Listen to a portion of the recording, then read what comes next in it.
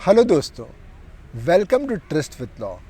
We all made a trust with law some time in a life and that's why we are here.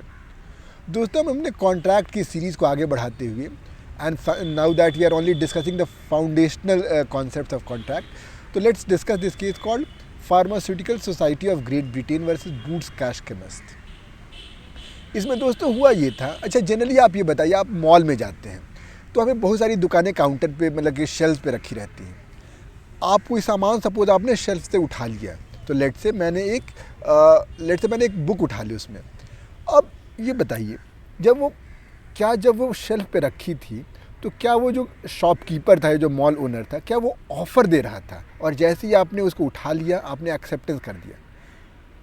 अगर दोस्तों आप बताइए, अगर suppose आपका answer हाँ है तो इसका मतलब चूँकि मैंने एक्सेप्टेंस कर लिया है तो इसका मतलब कॉन्ट्रैक्ट इज एंटर्ड इनटू. तो फिर मैं किताब तो वापस रख ही नहीं पाऊंगा. दूसरा सवाल ये होता है कि सपोज मुझे अच्छी नहीं लगी या उसका प्राइस, उसको दुकानदार को बोला कि नहीं यार उसमें पिछला टैग पुराना वाला लगा हुआ था, अब इसकी प्राइस बढ़ गई है. तो फिर ये सब कन्फ्यूजन आ जाएंगे. जबकि ऑन दी अदर हैंड अगर हम इस चीज़ को रिजॉल्व करना चाहें तो हमें बस अपने पर्सपेक्टिव को थोड़ा चेंज करना होगा. तो कहने का मतलब यह है कि जो शेल्फ पे जो चीज़ें अरेंज्ड हैं या जो दवाइयाँ लगी हुई हैं, जैसे इस केस में, अपने केस में, तो it is only an invitation to offer. तो वो कह रहा है कि भाई लेट से मैं 100 रुपये की ये किताब हूँ, मुझे ख़रीदना है तो ख़रीद लो. तो मैंने वो किताब उठा लिया. अब जब मैं उसको अपने काउंटर पे ले जा रहा हूँ तो आई एम दी ऑफरर. मैं बोल रहा हूँ कि भाई साहब, मैं इस किताब को 100 रुपये में ख़रीदना चाहता हूँ, क्या आपको मंजूर है?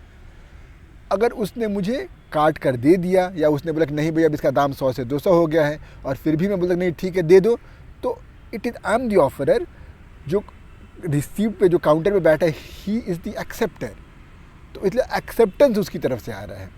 इस केस में भी दोस्तों यही हुआ था कि इस केस में किसी ने दवा उठा ली थी जो यहाँ पे अपैलेंट है, और डिफेंडेंट ने बोला था कि नहीं भाई मैं तो एक्सेप्ट करूँगा, और चूँकि मैंने अभी तक एक्सेप्ट किया नहीं है तो इसलिए contract is not entered into. और इस केस में एक एक्स्ट्रा चीज़ ये बताई गई थी कि जैसे यहाँ पर चूँकि एक फार्मासिस्ट काउंटर पे बैठा हुआ था, तो दैट शोड कि जब तक कि वो हाँ ना करे तब तक वो कॉन्ट्रैक्ट एंटर नहीं होगा. तो दोस्तों ये रहा अपना केस. इसमें बेसिक कॉन्सेप्ट ये है कि जो सेल्फ सर्विस शॉप्स है या जो जहाँ पे शेल्फ पे लगे रहते हैं मॉल वगैरह वाली चीज़ें, यहाँ पे it's only an invitation to offer, not offer per se. तो आई होप आपको ये केस समझ में आया होगा. कोई दिक्कत, कोई परेशानी कमेंट सेक्शन में ज़रूर बताइएगा. मिलते हैं अगले वीडियो में एक नए केस के साथ. Till then let's continue with trust with law. Bye bye.